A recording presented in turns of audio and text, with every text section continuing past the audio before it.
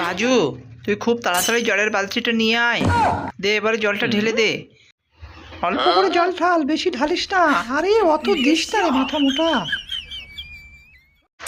রাজু, এখানে এই মশলাই খানটা জল ঢাল, আস্তে আস্তে। আন্না। রাজু, আমি এসে গেছি রে। যা, এ কি হলো? পচা, আয়, নেমে চলে আয়। আহ আহ আহ আহ আহ বাবারে, গেলাম।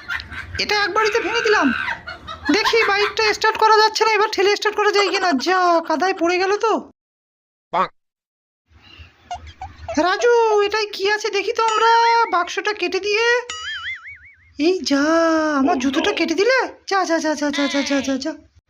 আমার এত টাকা দামের জুতো কেটে দিলে, এবার আমি এটা কিভাবে পরবো বলো?